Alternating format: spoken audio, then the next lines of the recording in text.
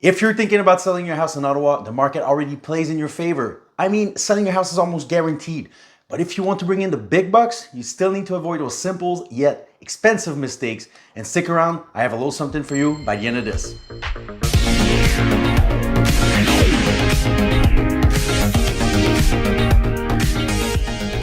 Hey, this is Henrick, the Ottawa Frenchman, your Ottawa and real estate favorite source of information.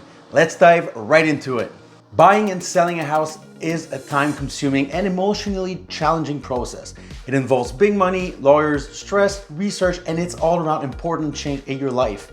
One thing that is different for sellers is that you have a stranger coming into your house, poking around, opening all the cabinets, and it can feel like an invasion of privacy. Add to that they are sure to criticize this place that you call home and most likely offer less than you think your house is worth. Whether you're experienced or not, this complex emotional transaction is sure to make you prone to a lot of mistakes. However, with those simple pointers, you can avoid most of those pitfalls. If you want to sell your house for the highest price possible in a reasonable time without losing your mind, this is for you. Let's start with the biggest hurdle that most sellers will face: emotions. Emotions are the opposite of rationality. Emotions do not follow logic and common sense. Emotions are not your ally during this process. As hard as it is, you need to keep them under control. It's okay to be excited about the prospect of moving to a new house and to bring that energy into the process. It's also normal to feel stressed and anxious at times. No one is going to blame you for this. It is a problem when you start letting it cloud your judgment. For the whole duration of this process, you are a businessman or businesswoman. This house is not your home, but an asset that you need to liquidate so you can move into your real new home. Like I said, people will harshly criticize your beloved home, but you need to remain stoic. Also, don't fall victim to hubris and think that your house is so great or the market is so much on your side that you don't need to do anything more than put it on sale. What you need is an ego check and a strategy, which leads us to the next step. You need an agent. It might be tempting to sell your house on your own, and who would blame you? You don't want to pay the commission for something that you think you can, do yourself. Well, although you can certainly sell it, statistics tell us that you would still lose money. FSBOs, or for sale by owners, accounted for 8% of home sales in 2020 in the United States.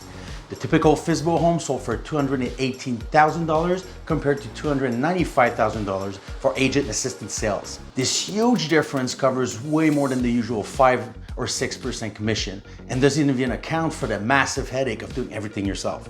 So what does an agent really do for you? Well, a lot of things actually, starting with bringing his team of trusted professional resources like lawyers, inspectors, stagers, photographers, etc. A good agent studies the market daily and will help you choose the right selling price and strategy. He will also handle the marketing, negotiations, offers, paperwork, follow-up, as well as keeping you updated and on top of things during the whole process. The way I see it, it's a turnkey service to make my client's life easy as possible. That being said, selling by yourself is not impossible. If you are experienced, it's doable, but is it really the most profitable way? Talking about setting the price, particularly setting it too high, is one major pitfall to avoid. Whether you're working with an agent or not, the price must reflect the actual market when your property is located. Pricing it too high will usually scare people and get no traction. Pricing it too low will attract a lot of tire kickers and other qualified buyers.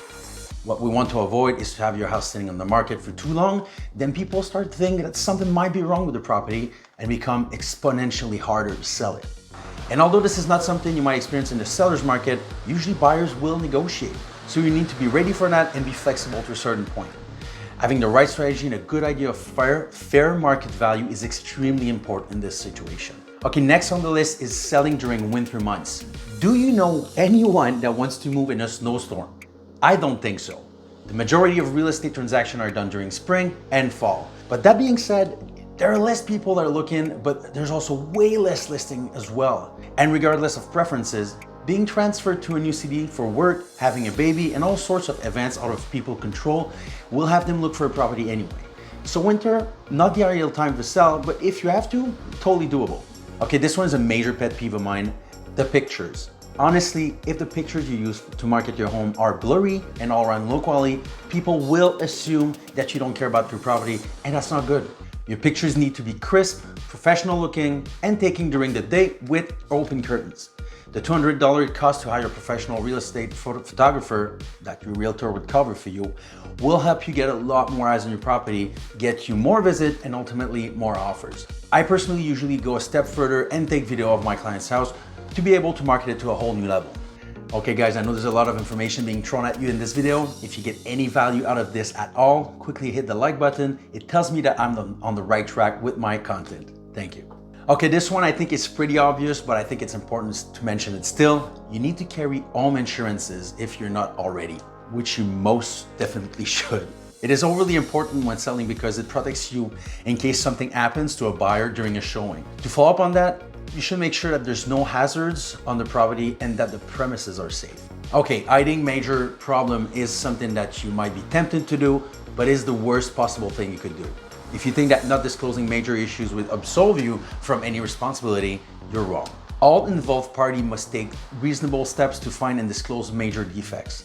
If the buyer can prove that you knew about an issue and didn't disclose it, you open yourself to being sued for damages. What you can do is 1. Deal with the problem ahead of time, 2. Price the property lower to account for the problem, or 3. Price it normally and offer the buyer a credit to fix the problem.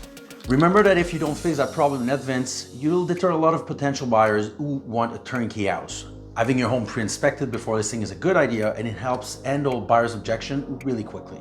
Getting into the last few tips here, not preparing for the sale. If you decide to not stage or clean your house for showings, you might as well throw your money directly into a fire and save some time. The way your house showed during visits is crucial to appealing to buyers and give them that moment when they walked in. This impression will last throughout their showings and make it an overall more positive experience. Also, if you visit a house that's dirty or a total mess, the buyer's first thought is probably, if they can't even prepare this house to sell it, what else is wrong in this house? And you don't want that. Second to last, accommodating buyers can be annoying at times, but keep in mind that, it is for a short period of time and keep your eyes on the price. If I told you that I would give you $10,000 to vacuum and do the dishes, you'd do it. That's how you need to see this. And finally, a huge waste of time selling to unqualified buyers. In today's hot market, some buyers will go without financing conditions, without having their finances fully vetted.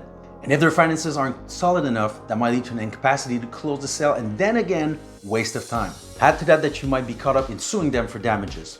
As a realtor, I can understand why people go without financing conditions in this market, but I still think that should not be a thing. This clause protects the buyers, sellers, both agents, both brokerage, and the lender. There's a talk of making it mandatory, and it's a really good thing in my opinion. So this sums it up, guys. As promised, here's a little bonus I have for you. As you know by now, I approach this line of work with the intent of educating people on real estate. So I created a couple resources to do just that. And one of those resources is Seller Guide, and I usually only give it to my clients, but I want you guys to have access to it. So I'll put the link in the description. It's 100% free, and even if you're experienced, I'm sure you'll learn at least a thing or two. If you want more information or help with the Ottawa real estate market, my contact info is in the description below. Reach out whenever. Otherwise, I put out a video every Thursday for you guys. If you don't want to miss anything, hit the subscribe button and the notification bell so you can join us every week. Thank you for watching. Stay classy, Ottawa.